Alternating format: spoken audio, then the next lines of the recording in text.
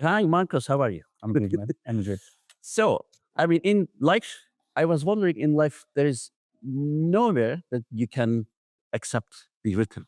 So, when you breathe, when you eat, when you walk, even when you sleep, even when you do nothing, you have some sort of rhythm. Yes.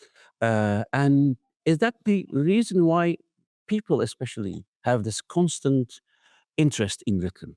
Everywhere you go, I believe you have been many continents so far, and everywhere you go, people wants to learn something.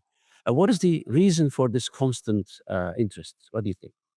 Well, once you have something that happens constantly in this same period of time, like rhythm, like a pulse, it gives you the feeling of certainty. You know what's coming next. Mhm, mhm. So rhythms, they are soothing because you know what's going to happen next. Mhm. Firstly, and secondly, I think it connects with what you said, the rhythms that we have inside, the rhythm of the seasons of the year. So it's rhythm is like a small version of the universe, or the seasons, or yeah, the rhythm of your heartbeat. So it's, yeah, it's a combination of all, I would say. So, do you think, for example, recently, 5 years ago, I think I read it, when people come together and play percussion in groups, they have found that there's a musical rhythmic therapy. So Mhm. because of the emotional distress and Mhm. stuff like that. And we also believe in that the musical rhythm therapy is a one way of dealing with stress. Do you think it's For connected? sure, for sure. The activity itself is very soothing as well. Playing together and being a community and sharing something together, which is the rhythm and the instrumentation. This is what we need as human beings, right? Community. If you're out of it, you feel isolated, and then you feel depressed.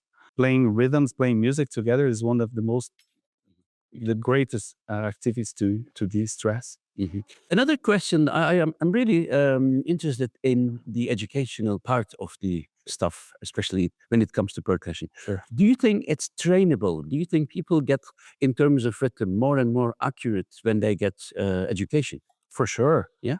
Definitely when you start early, when rhythm is part of your life in the early ages, I believe that has a bigger impact throughout the life. But Mhm. later on in your life, of course, it's trainable.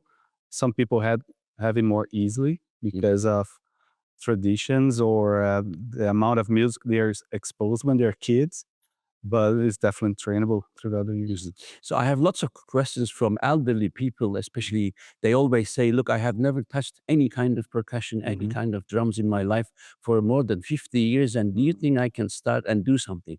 What Mhm. What is your answer for that? Again, if you have rhythm, if you understand this pulse, playing an instrument is a question of learning the technicalities of it, how to hold a stick, how to place the stick against the head of a drum. But if you listen to music or if you're around people playing instruments, this comes naturally to you. And playing percussion is just the tip of the iceberg, and that part is even easier to you in the early stages, of course. Mhm, mhm. So there is no age for that. Definitely not. But when it comes to complex rhythms, for Mm. example, from many cultures, even Mm. from your culture in Brazil, Mm. especially, there are lots of different polyrhythmic elements in rhythm. For sure. Even those complicated rhythmic elements can be, do you think, trainable? People can learn that, even the most complicated ones.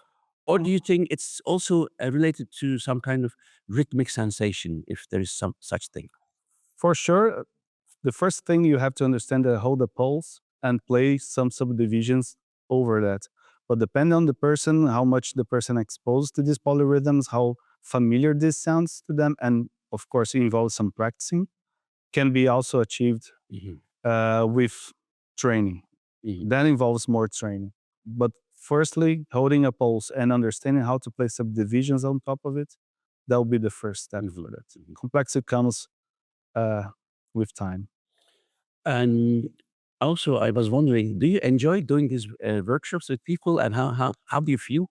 Of course, it's great. Again, about playing together and playing, sharing something. Everybody's sharing one thing, which is holding the beat and holding the the pulse.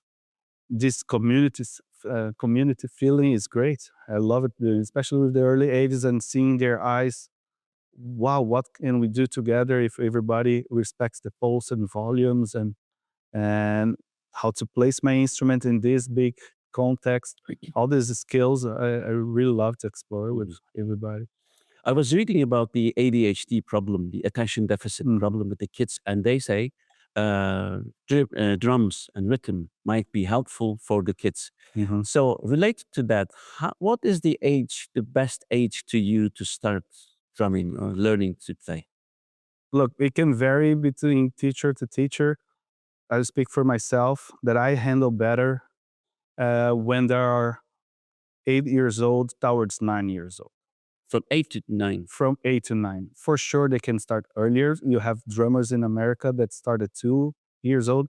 But as my student, I would wait a little bit for the tonals of the muscles to hold sticks, or also concentration, to know how to behave in a group lesson that we have very loud instruments, so you need some rules.